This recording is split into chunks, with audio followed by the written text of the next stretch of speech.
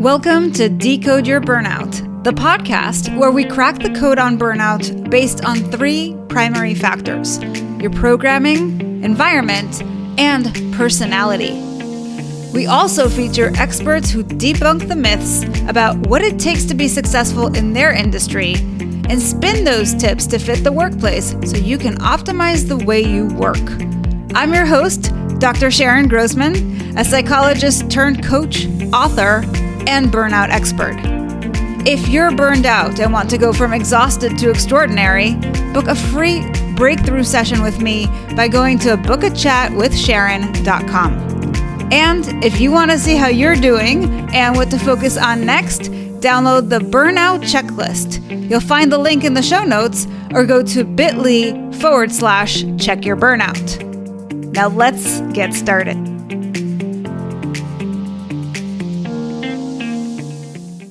Hello, Decode Your Burnout fans. You are back with me this week. And I've got this wonderful guest that I want to introduce you to. Her name is Dr. Laura Berenstain, and she is a pediatric cardiac I always get this wrong.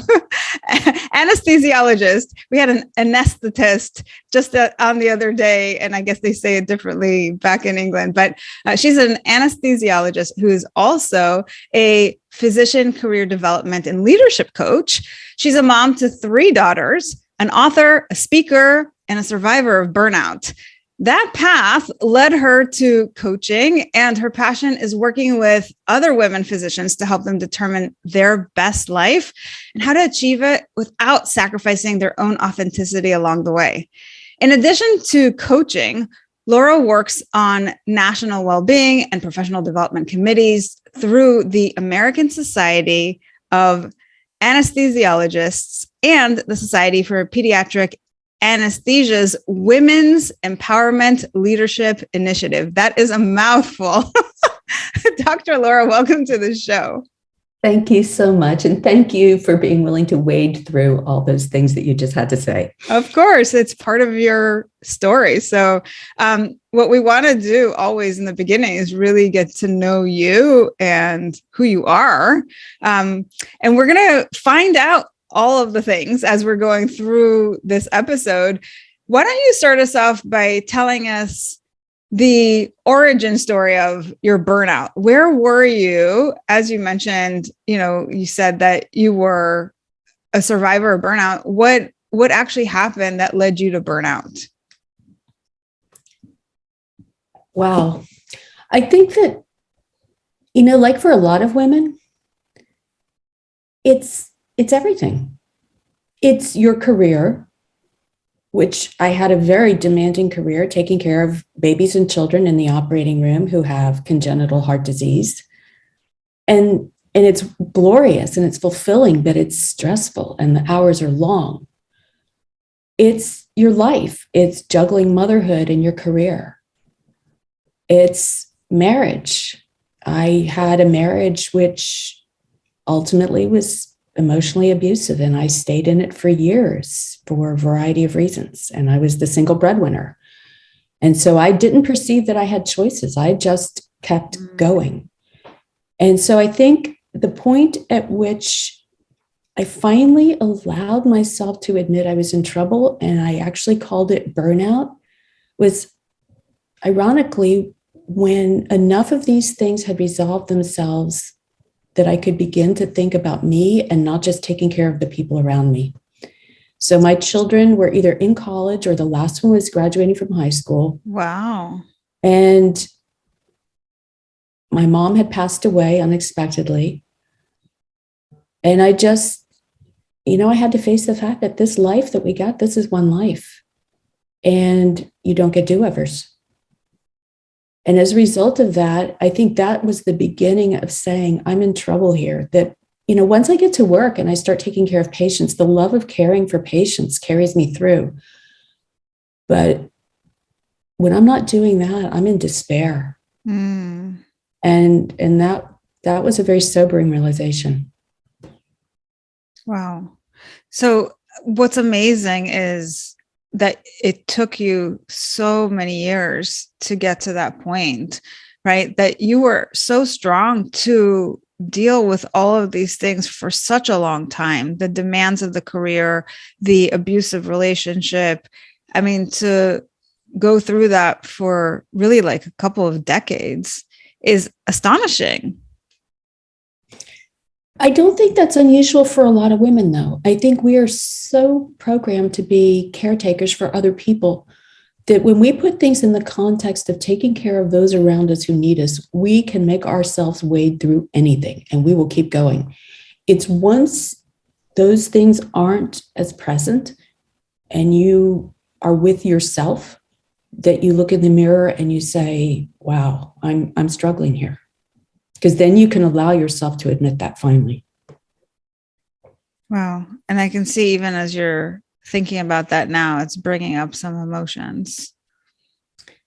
Well, I have a lot of gratitude. I really do. I have a lot of gratitude for the fact that at the end of the day, I went through a divorce and the absolutely unexpected happened for me, which was I met the most wonderful man in the world, and we've been married now for almost 10 years. He is the one that finally looked at me one day and said, this is killing you, because there was the pause between my realization and my actually doing anything about it. There was the realization that I was in trouble, and then I continued going for several more years. Wow. Until the day he looked at me and said, you have to change. And hearing it from him was what finally allowed me to say, I do. That's scary. I don't know what that's going to look like, but I do. I need to change. So you mentioned a couple of things, which I think are really important for us to dig a little deeper into. One is that you said women are programmed to be caretakers. And I wonder how much that played into you sticking with all of the stressors that you had on your plate, as opposed to just saying, you know what, I realize this isn't working for me. I need to do something else. Right. And it sounds like there was some fear in letting go of the familiar. Well, there was. I think now we're going to, for the first time, we'll touch on coaching a little bit, right? Yes, if you go all the way back to my childhood, there were reasons why early on I developed being a perfectionist, and I honed it to a high art because that's how I got approval and that's how I got notice from my dad. And so being a perfectionist, making straight A's, that's how you get approval. And so we go through and we continue that. And I happen to choose a profession where if there are people with higher levels of OCD than pediatric cardiac anesthesiologists, I would be frightened to meet them, quite honestly. So I chose a profession where we aim every day for perfection, and we work with teams who are, sorry to say, but programmed to point out to us, you may have made 10,000 correct decisions today, but this one decision over here, this was not a good one, or this was not as good as it could have been. And we carry those voices in our head with us all the time. So, it's kind of a battle between who's winning today, imposter syndrome or your judge. And so I think a lot of these things are the programming that mean you keep pushing yourself. And at the same time, you never are kind to yourself. You are continually kind of critiquing where you are and feeling like maybe you're not quite good enough. So I think those first two elements that you talk about, where you talk about programming and environment. Yeah, I brought programming and then selected an environment that continued to hone that programming for me. Yeah, I'm glad you're able to see that. I mean, I think that's what we all do. We look for something that fits our existing beliefs and our view of the world, right? And that's kind of our cognitive biases at their best, right? But it's important for us to be able to connect the dots. Now, you had that moment, and I almost kind of pictured you looking in the mirror and seeing yourself for the first time and saying, like, this isn't working for me. This is too much. It's too hard. I did. And, interestingly, though, I will tell you, then 3 other people quickly entered that scene with me, and they were my 3 daughters, because that's what I have, are 3 daughters. And at the time this happened, my oldest daughter was finishing medical school and ultimately deciding to go into anesthesiology and follow in my footsteps. Wow. And so even as I could make a decision for myself that things were going to be different, my very next thought was, on behalf of my 3 daughters, this is not how this story is going to get written. Okay. They're not going to look back and say, their mother got beaten by this thing. And maybe that's, again, my own pathology saying it's a competition, right? But it wasn't that so much as it was saying, I can reframe this and I can decide, if this isn't working for me, what will work for me.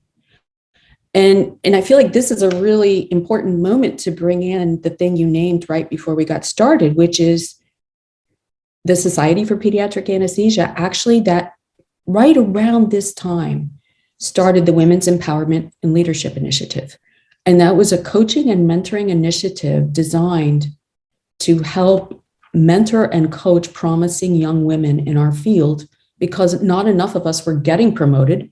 We weren't attaining leadership positions in the same percentage that men were. And so this was a real effort to proactively address that. And I became an advisory board member for them.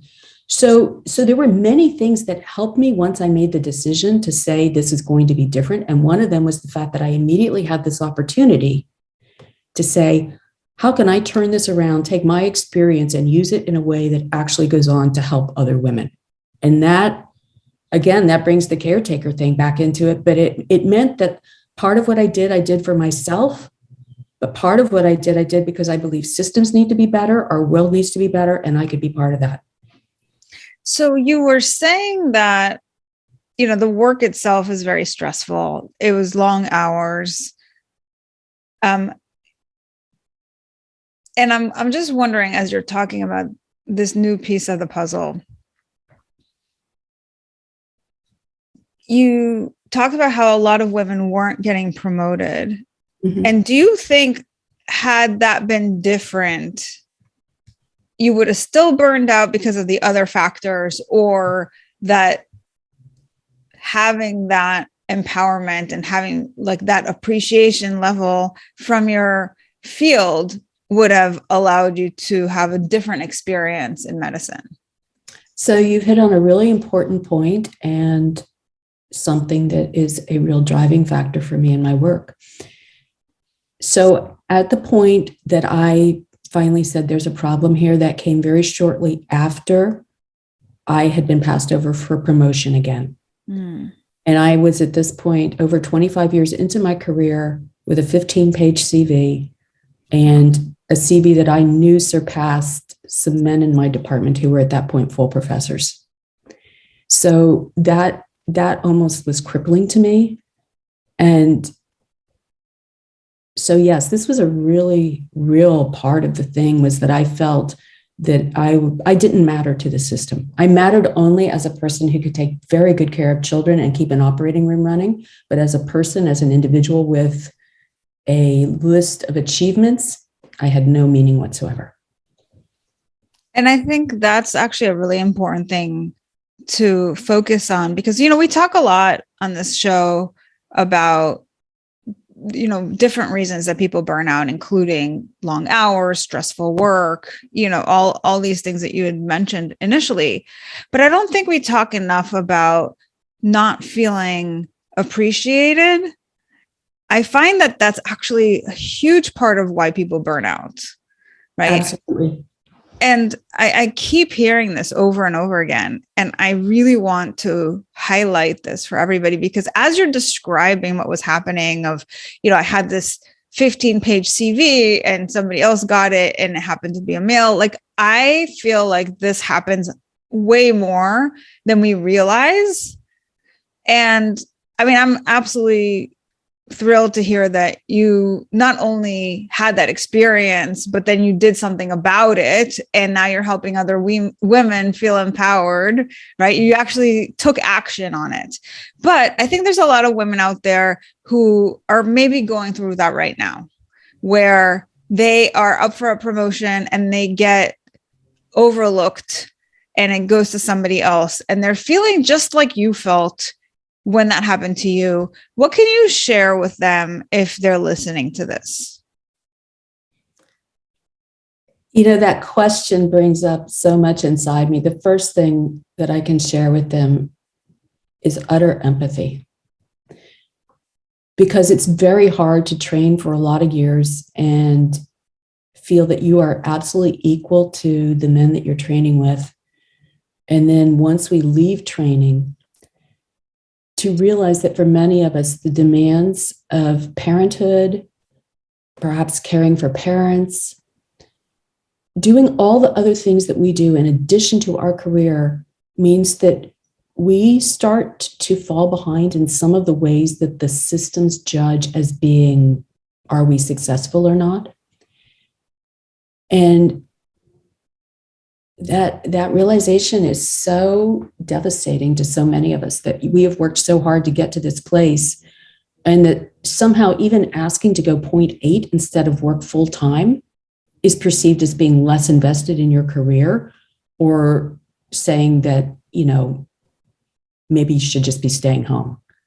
So I guess all of these things for me bring up the desire to work on behalf of changing systems, which I'm doing, but also it leads me to say I love individually coaching women, simply because to be able to initially acknowledge that you're not alone and get out of the silo of shame that we live in, that I lived in for a long time, where I was, first of all, I didn't want to admit to people that I didn't get promoted. I mean, they could see that I was still an assistant professor, but I didn't want to have to talk about it. It was embarrassing to me because somehow I believed the judgment that had been passed on me by the system. Yeah, obviously these people somehow felt that something about me wasn't good enough. And that's shameful. So I think the first thing is for us to be able to break out of our silos and realize that this is not actually about each of us as individuals. This is about a system that has not looked at us and let us play on an even playing field. That alone removes a lot of the emotional overlay, and then it lets us work together to help say, okay, what does it take and what do we need to do to get you promoted if that's what's important to you? And for me, it was very important to me. Mm.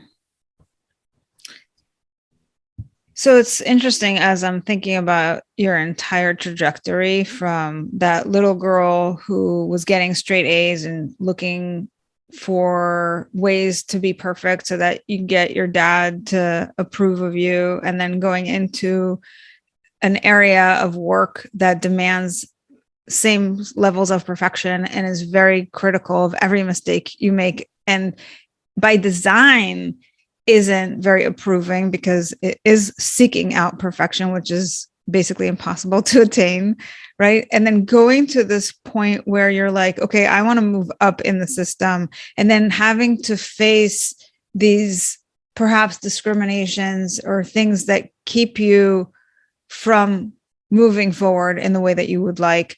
And then how it all brings it back home to this place of, I don't matter, I'm not good enough, and feeling very alone in that experience. Yes.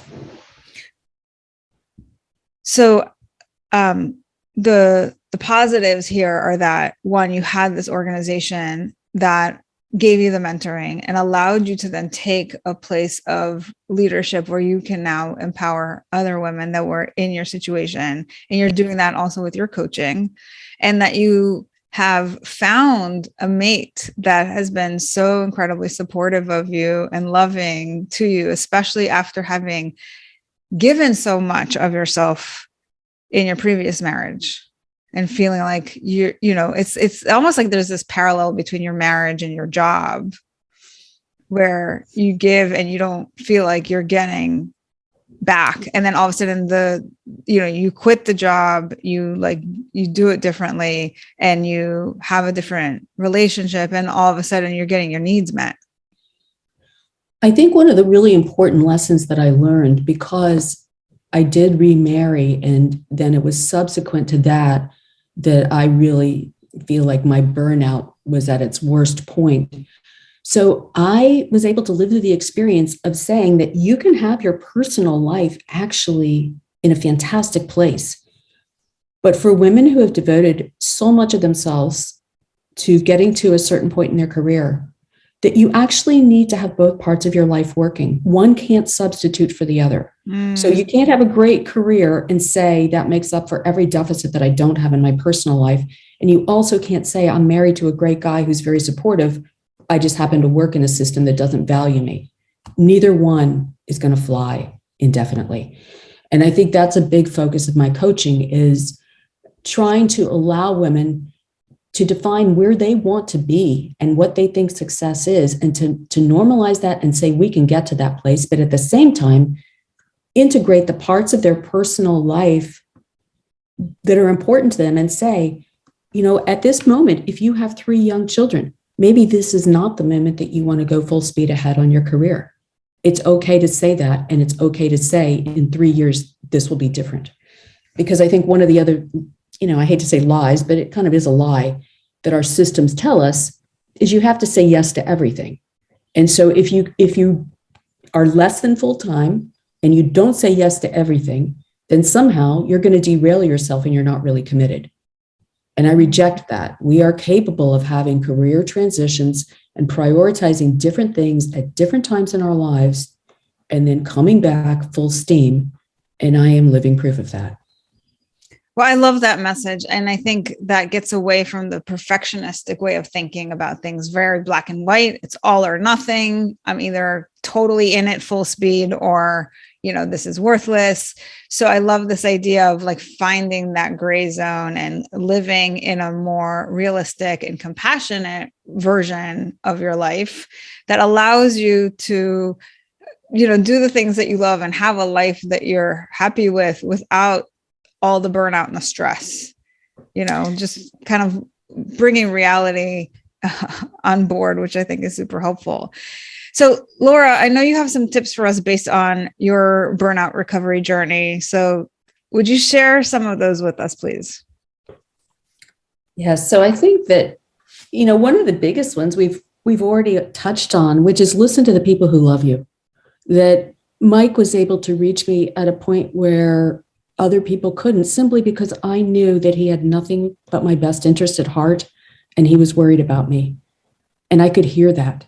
Whereas everyone else that I listened to, either I didn't feel like they knew the full story because I was embarrassed to tell them the full story, or else in some way I felt that they would tell me what I wanted to hear, right? Mike was only going to tell me what was best for me, and I needed to be able to hear that from him, and I could.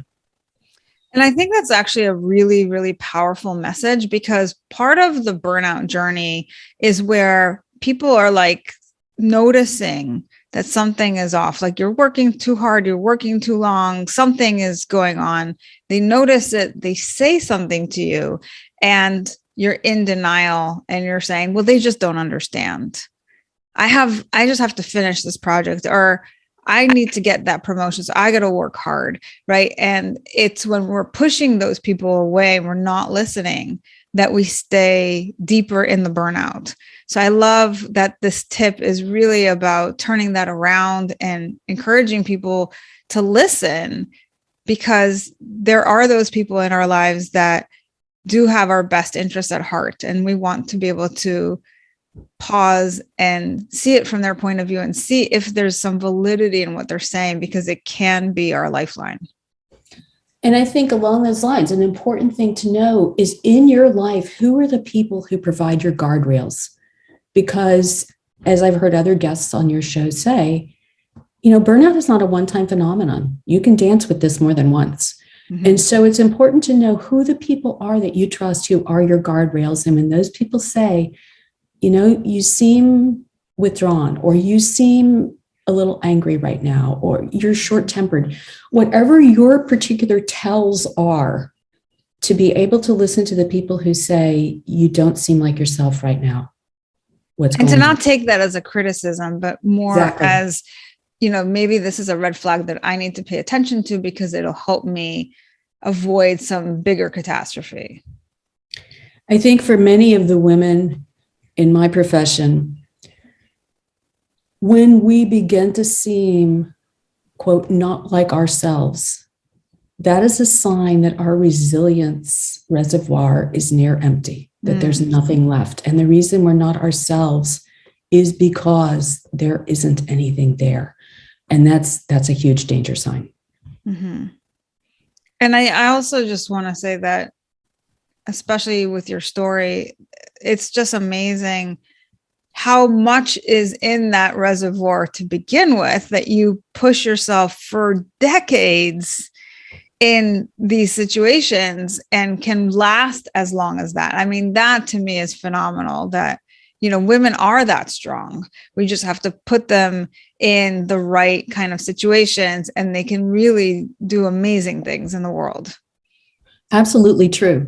And part of that comes from building networks and having support from other women, which I believe is crucial. And one of the things I love about working with some of the organizations I'm working with, because one-on-one coaching is phenomenal. And for me, it absolutely revitalized how I saw myself. But I think going forward from that, having a network of support is what keeps you strong. Yeah. So one of the tips that you had for us, I think earlier on, was not to stay in silos and to have networks of people. And I know you've done that through this organization. Now you're creating that through some of the coaching that you do. So anything else you want to add to that? Yes, because I think that's something, when I talk about or think about women being leaders, I know in my own mind, for so many years, that was associated with whether you held a title or not. And so I said, I haven't been chosen to have that title, so therefore I'm not a leader. But I was wrong. And I want to say that we are leaders in so many ways, and so many people watch us and are inspired by us. And that is leadership. And so being able to share that with other people is part of what also keeps you strong. And so I believe that connection is huge. Connection is not only how you're connected to other people, it's you actively helping make that happen for those that you may know, especially those junior to you.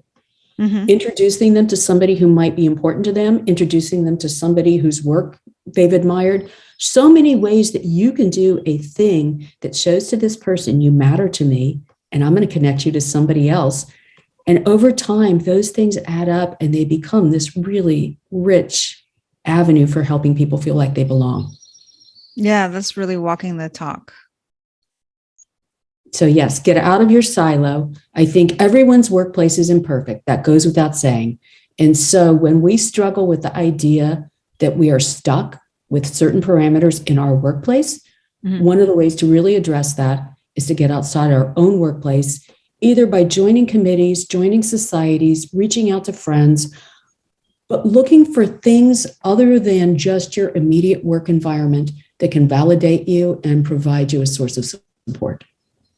Beautifully said. Wonderful. And what's your third tip? So my third tip is don't believe in systems that make you feel like you don't matter. Because at the end of the day, the systems, despite the fact that they have wonderful mission statements and value statements, some of the research I love most right now is looking at how we actually feel about our personal values and how our personal values align with the values of the organization we work for. And not surprisingly, when there's a decreased alignment there, there's increased burnout. Yes. So I think knowing your own values and what's important to you is essential in this whole journey. That's really the first step to everything, knowing what's most important to you. And if you're in environments where you don't feel your own values are reflected, then saying, is this somewhere that I want to be long-term? Or if you don't have a choice and you feel like, yes, I have to be here for the following reasons, I can't leave, realize that you don't have to incorporate the implied judgments from a system that doesn't value you, that you do matter. You are irreplaceable, you are unique, you provide value, it's just not being reflected by the system you're working in. And I want to add to that, that our values are widespread. And so even for each individual value, there can be different interpretations of it, different versions of it. So like for you, there was a fit initially where you were looking to have a fit from like a perfectionistic standpoint. Like, this is the way that I think, and this is the way that they expect me to think and behave. So it's a fit. So there was that kind of value alignment perhaps at first, but then it starts to change over time. And I think we have to give ourselves permission to let our values evolve and to listen to where we are at this moment. And sometimes it means that what drew us in is no longer serving us. And maybe there's a different value that stands out now, right? Like, if perfectionism was what got you in, like, what got you out was that maybe it was too judgmental and not enough appreciation and compassion and things of that nature, and you've evolved as a person through your years of doing that work. So I think now, there's a different set of values perhaps that you're leaning on. And sometimes even within a particular value, I think there's different versions of that. So I think doing a deep dive into values is a really important part of discovering what's important to you so that you can make good decisions when it comes to your career, your relationships, and important life decisions. I agree. I think what ultimately got me out was the fact that I realized I did not have to incorporate the judgments or perceived judgments of the system, that I was free to make my own judgments about my self-worth. Yes. And that I was free to go forth and pursue things that were important to me. They did not have to fit within the parameters of what was important to the organization.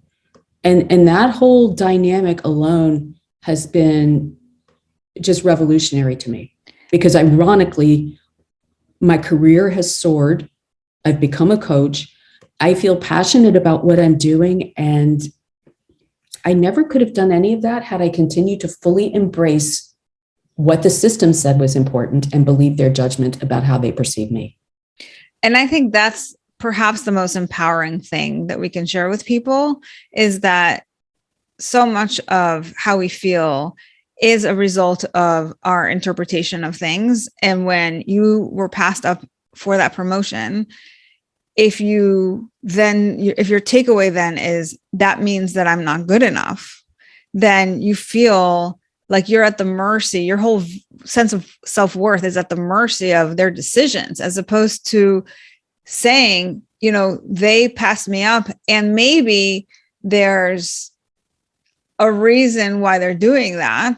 It could be a good reason, could be a bad reason, but whatever the reason is, it's not a reflection of my worth. Right. I think it gets to a classic coaching question, which is, and what else? What else might be true? And so I think what else might be true is that there's gender inequity. There is bias. There are political agendas. There are any number of other things that come into all of these things that mean what I took as a purely personal reflection on me as an individual was actually not that at all. Not at all. And not one of the people involved in that decision went home and lost sleep about it that night, I assure you. So just the whole idea that I could reform my mindset and say, okay, well, I understand, but I also now, I choose to think otherwise, and I choose to pursue the things that are important to me. Wow, it's a breath of fresh air. Yeah, I always think about it, as if you were dating and you wanted to go out with some guy and they're not interested in you. It doesn't mean that you're not an amazing person. It's just maybe not a fit. And then you have a choice. Do you continue to pursue that guy? Or do you say, I'm going to find a different guy who actually wants to be with me and is appreciative? And I think we can think about our jobs in kind of a similar way, where if you're not getting the appreciation that you think you deserve, whether it is in that promotion or in the way that you're treated, that you don't have to just kind of suck it up and stick around. If it doesn't work for you, that you can find a better placement where you get your needs met. And I think ultimately that's a very empowering thing to consider, is that we get to make our own decisions. We don't have to be at the mercy just of the organization, and whatever they say goes, So I think you always have a choice. And if you do stay, recognize that that is the choice that you're making. And you have to make peace with that. Or you have to say to yourself, you know what, at some point, I'm going to draw the line in the sand and I'm going to make a decision that is a better fit for me. I love what you just said, because one of my favorite phrases is choose with intention. And so to me, what that means is you may decide to stay, but you may say, I am staying because there are great tuition benefits associated with this job. I have 3 kids in college. Mm-hmm. I choose to stay. That's empowering. That takes you out of feeling stuck and says, I acknowledge that there are things about this job that may never change that I don't like. And I may leave as soon as I am able to. But right now, I choose with intention to stay because these other things are worth it to me. And so reframing that in your mind gives you control that previously you perceived that you lacked. Yeah. And it takes you out of that victim mentality. Right. Right. It's like I make that choice. And if I wanted to leave today, I would, but I'm choosing to stay. And it's really about, I often say that when you focus on the positives, even in an imperfect situation, like you were saying, no job is perfect, that it changes your experience. Because you could just go to work every day and focus on all the things that aren't right. Right. Which for a long time I did. Which negativity pervade me. Yeah. And that is going to bring the burnout on so much faster. But if you accept that there are things that aren't great, that you don't love, that maybe you wouldn't, you would have it a different way if you could, but that there are some things that are working, which is why you're still there. And then focusing on those things, I think that's really empowering as well. So we have a lot more power over ourselves and what we focus on than on all these external things that we can't control. And so when we focus on those things, we can shape our experience in the workplace and beyond. Sharon, I would like your permission to end with something that's really important to me. And it is the fact that for people who are going through burnout, you didn't get there in a day and you're not getting out in a day. And so I am very sensitive and aware that when you listen to anyone talk about their journey, especially when they listen to a journey like mine that right now sounds like, and is true, I'm in a really great place. I know I heard stories like that, and it brought on a sense of sadness because I thought, that's them, not me. I can't do that. And so I just want to name the fact that I spent some time with my face down in the mud, and I wasn't sure what to do or how to do it, nor did I believe I necessarily could do it. But coaching turned me around. I started learning to do things one step at a time. This has been a journey for me, and for everyone, it's a journey, and healing takes time. Yes. So it's about committing to one step and saying, I'm going to do this thing, and then seeing where that leads. And I want it to feel like hope for people, because it's a very individualized process and it doesn't happen overnight, but it absolutely can happen for everybody. Beautifully said. Thank you so much for saying that, because I know that it can feel very hopeless when you're in it. And I also know that if somebody's tuning into this, it's because they're hungry for resources. They want that sense of hope. And sometimes we have to lean on other people who have already completed their journey, who can share their tips and strategies and resources that can give us that sense of hope and help us feel like maybe there's another way. Maybe I haven't considered this before, but it sounds like it's something that could help, right? So thank you so much for that. Now, if somebody's listening to this, Dr. Laura, and they want to perhaps reach out and work with you, where can they find you? So they can go to my website, lauraberenstain.com. They can find me on Twitter at @Berenstain. They can occasionally find me on Facebook, but I will readily admit I do not check Facebook as often as I should. And they can find me on LinkedIn. Fantastic. Well, thank you again so much for being here and sharing your journey. I know it's not an easy story to tell, but you have come full circle and I'm so glad that you're doing the work that you're doing out here in the world. And for all of you out there listening to this, I hope this has been valuable. Of course, we're always trying to find new angles when it comes to burnout so that you can find yourself in these stories. And what I like to say is, regardless of what your burnout code is, my goal is always to spread the word that burnout is a unique experience, and that by decoding it, you can find solutions that are equally unique to you. I hope you will help me spread this message by subscribing to the show on Apple or Spotify and leaving us a review, telling us what you think, feel, or do differently because of the show. Of course, if you're watching us on YouTube, you can leave a comment or questions that you want us to answer in a future episode. And please, if you know anybody who's struggling with burnout, recommend the show to them. I am always happy to be sitting here and bring on amazing guests that share their journey, and I'll continue to do that. I'll be back here next week. Take care.